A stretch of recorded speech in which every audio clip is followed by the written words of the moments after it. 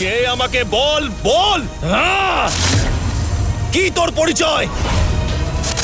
আমার সাথে তোর কিসের সম্পর্ক? কেন তোর সামনে আমি সমস্ত শক্তি হারিয়ে ফেলি? কেন তুই আমার প্রাণের পেছনে পড়ে আছিস? বল বল।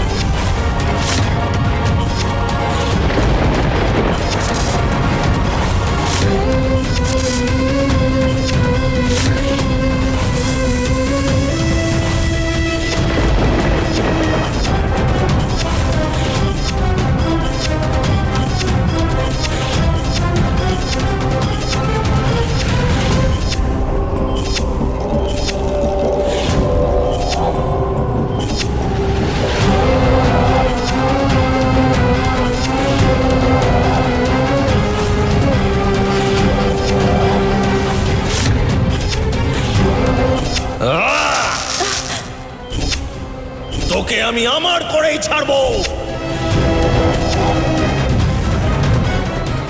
অর্জুন! তোকে আমি পাই কি না পাই, ওই নাগমণি আমার চাই। আমি অসুর।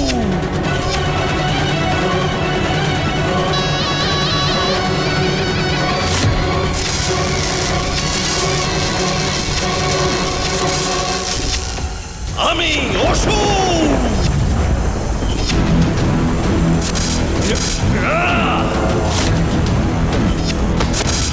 আমি অসুর।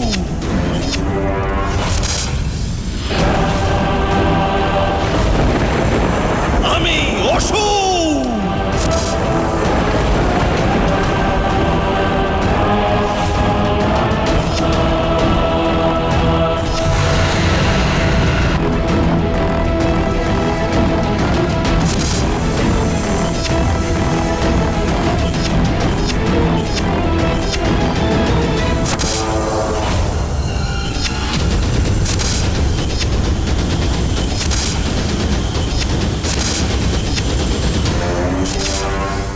সুনেত্রা, তুই নাগিনীর ছদ্মবেশ ধরেছিস। এই নাগিনী রূপ ত্যাগ কর সুনেত্রা। আসল রূপে আয় আয়।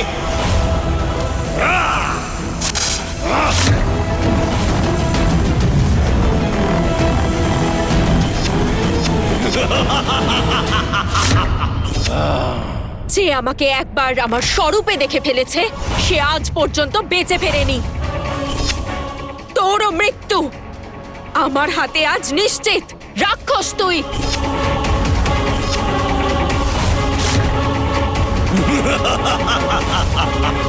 আমার এখন কোনো রক্ষা কবচের প্রয়োজন নেই সুনেত্রা, কারণ আমি এখন সম্পূর্ণ অসুরের শক্তি পেয়ে গেছি।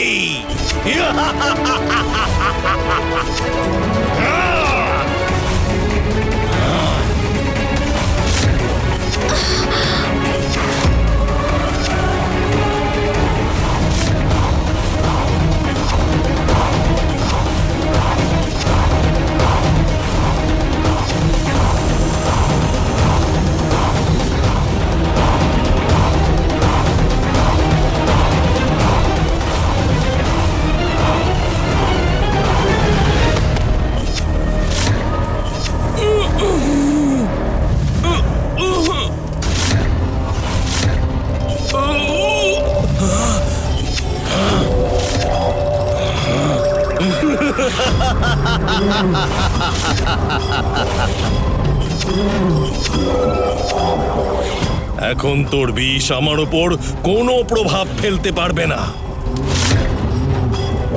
আমার সব কিছু মনে পড়ে গেছে সুনেত্রা। আমার ভগবানের ওপর কোনো ভক্তি নেই, বিশ্বাসও নেই,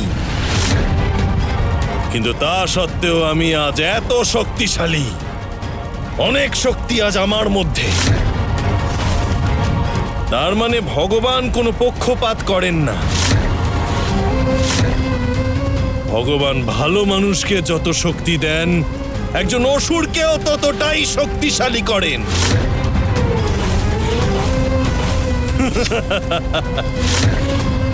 এখন তুমি কি করবে সুনেত্রা? তোমার তো একটাই সংকল্প, তাই না? এবার আমাকে তুমি কি করে শেষ করবে? এই প্রতিশোধের আগুন 6 জন্ম ধরে জ্বলছে। সেই জন্য তোমাকে প্রত্যেক জন্মে শুধু আমার নিজের করতে চেয়েছিলাম। 6 জন্ম ধরে প্রত্যেক জন্মে তোমাকে আমি আমার করতে চেয়েছি, কিন্তু তোমাকে আমি আমার করতে পারিনি।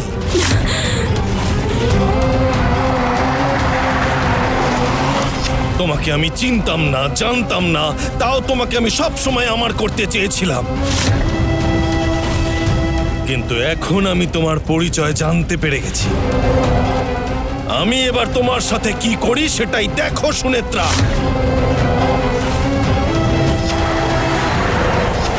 তোর মৃত্যু আমার হাতেই লেখা আছে, এটাই পরমেশ্বরের ইচ্ছা। গত 6 জন্ম ধরে তো সেই ইচ্ছা পূরণ হয়নি, তাহলে এ জন্মে সেটা পূরণ হবে কি করে? আমি তোর বিনাশ করবই। এটাই তোর শেষ জন্ম।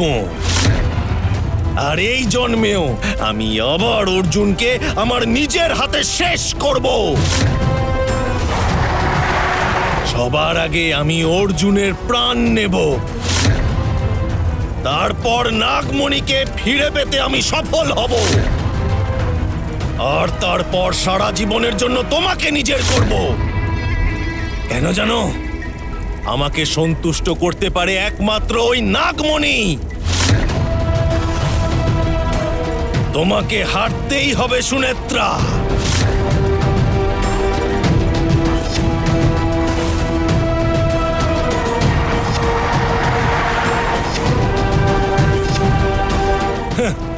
এটাই তোমার শেষ জন্ম ছিল সুনেত্রা।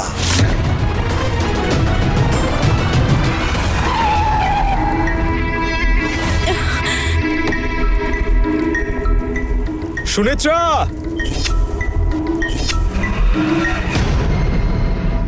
পরমেশ্বর, এই পরিস্থিতিতে করুণা সুনেত্রাকে অর্জুন যদি দেখে ফেলে তাহলে অনর্থ হয়ে যাবে প্রভু।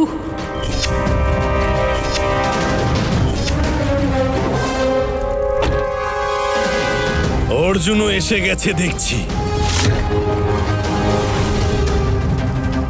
খেলা হবে, এবারেই তো খেলা জমবে। অর্জুন না আসলে আমি আজই তোকে শেষ করে দিতাম। তুই ভাবিস না যে আমি তোকে ছেড়ে দেব। আজকে অর্জুন আমার হাতে চিরকালের জন্য শেষ হয়ে যাবে। ওই দেখো, নিজের মৃত্যুর দিকে এক পা করে এগিয়ে আসছে। ও জানে না এখানে আমার হাতে ওর মৃত্যু অপেক্ষা করছে।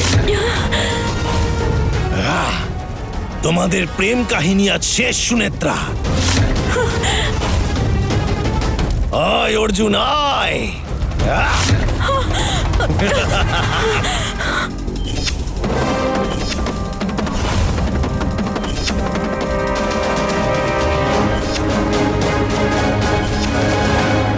তোর কুদৃষ্টি আমি অর্জুনের উপর পড়তে দেব না। ঠিকই তো, 6 জন্মের প্রতিশোধ 6 মিনিটেই শেষ করে দেব, তাহলে মজাই আসবে না। বরং ওর সাথে একটু খেলা যাক।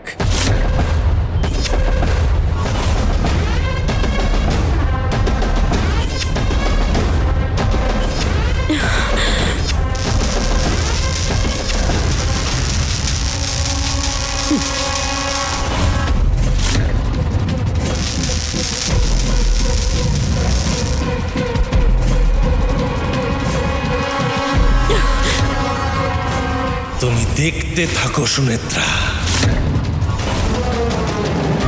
অর্জুনকে তোকে আমি ছুঁতেও দেব না।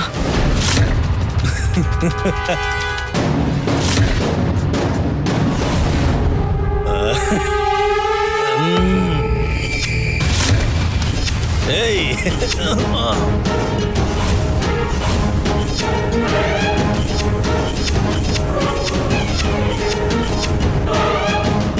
এবার তুমি দেখো ওর সাথে কি খেলা খেলি আমি।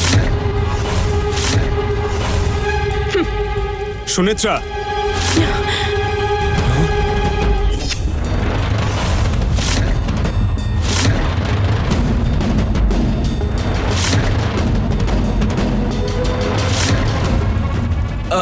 আরে অর্জুন, তুই এখানে? আরে আমাদের মধ্যে কিছু হয়নি। অর্জুন, কিছু কি হয়নি সুনেত্রা? সত্যি কি আমাদের মধ্যে কিচ্ছু হয়নি? আরে সত্যি কথাটা এবার বলো। আরে সত্যি কথাটা বলো, কোনটা সত্যি বলো। অর্জুন, কর্ণের কথা বিশ্বাস করো না। কর্ণ কর্ণ মিথ্যে কথা বলছে।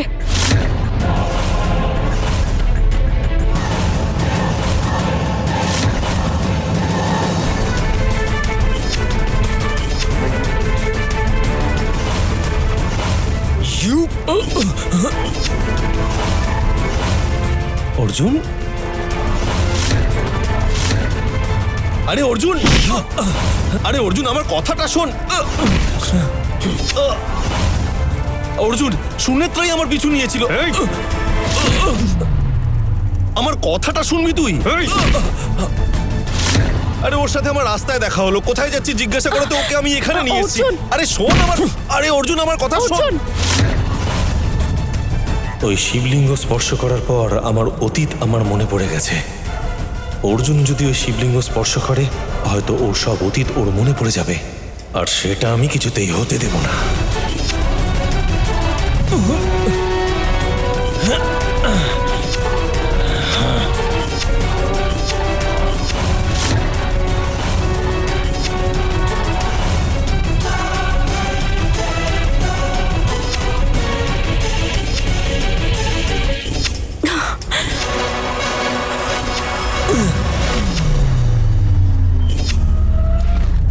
অর্জুন, তখন থেকে আমাকে কেন মারছিস বলতে পারিস? আর আমি তো বলছি সব দোষ তোর স্ত্রীর।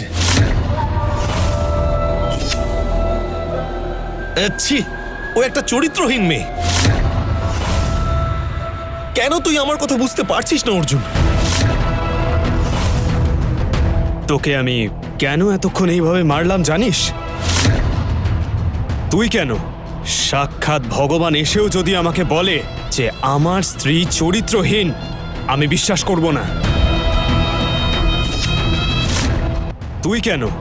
সাক্ষাৎ ভগবান এসেও যদি আমাকে বলে যে আমার স্ত্রী চরিত্রহীন, আমি বিশ্বাস করব না।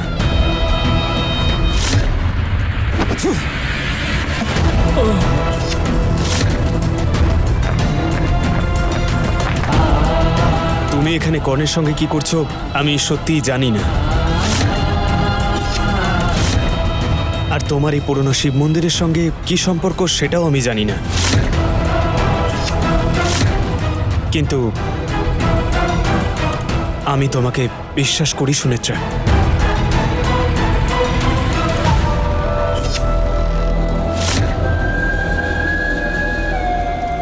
তুমি যে কোনো ভুল করবে না আমি জানি।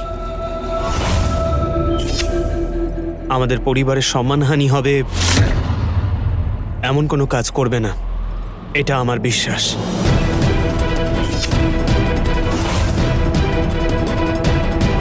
আমাকে বিশ্বাস করার জন্য তোমায় থ্যাঙ্কস অর্জুন।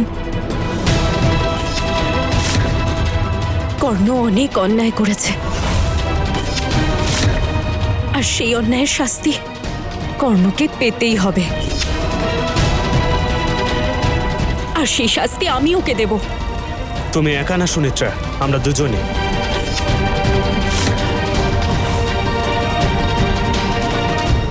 আগে কর্ণকে পুলিশের হাতে তুলে দেব।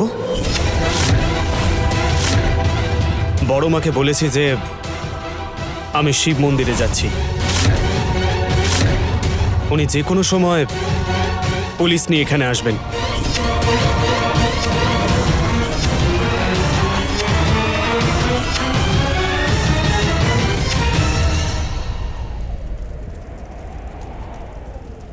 দেখ কর্ণ, এতদিন তোকে আমার ছোট ভাই ভেবে, আমার বন্ধু ভেবে তুই ভুল করতিস আর আমি তোকে ছেড়ে দিতাম। কিন্তু তুই আমার স্ত্রীর সাথে বাজে ব্যবহার করেছিস। আর কোনোদিন যদি এমন করিস তাহলে আমি তোর প্রাণ নিয়ে নেব। শুধুমাত্র তোর জন্য পরিবারে এত অশান্তি, কারো মনে আনন্দ নেই আর কারো মনে শান্তিও নেই। এইটাই তোকে লাস্ট আর ফাইনাল ওয়ার্নিং দিচ্ছি। আমার স্ত্রীর দিকে আর কোনো দিন চোখ তুলে তাকাবি না। যদি তাকাস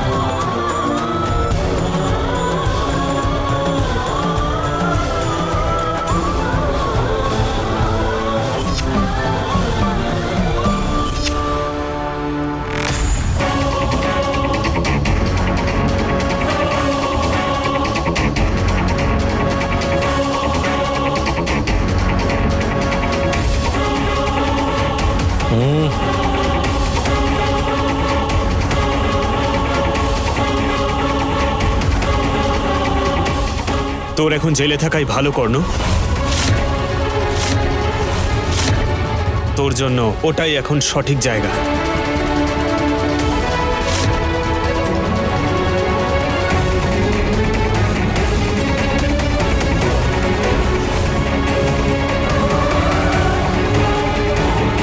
অর্জুন, সুনেত্রা, তোমরা দুজন বাড়ি যাও।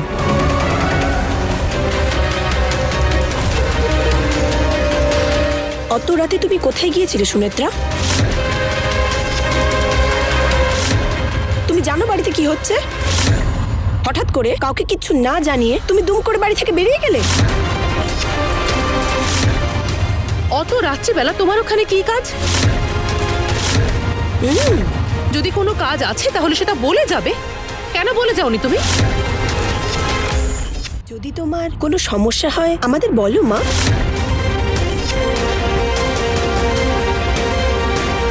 আমি যে কাজই করি না কেন তার একটাই উদ্দেশ্য, আমার স্বামীকে সুরক্ষিত রাখা। আর সব যেন ভালো থাকে আর ওর কোনো বিপদ না হয়, তার জন্য আমি রাত্রিবেলা পুজো করতে গেছিলাম। পুজো? পুজোটা সম্পূর্ণ হওয়ার আগে আমি কাউকে কিছু বলতে চাইনি। কি বললে? পুজো দিতে গিয়েছিলে, আবার তাও কিনা মাঝরাতে? কিছু একটা গন্ডগোল আছে। এই পরিবারের বৌমা হয়ে এরকম একটা আচরণ কি তোমায় শোভা পায়?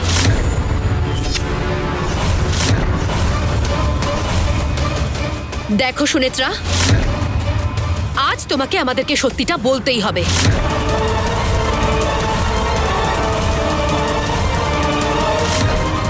এক মিনিট দাঁড়াও সবাই।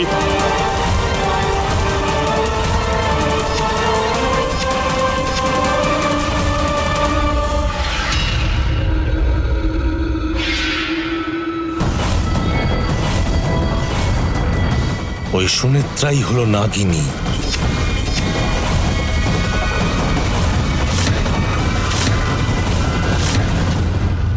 সুনেত্রা একটি ইচ্ছেধারী সাপ।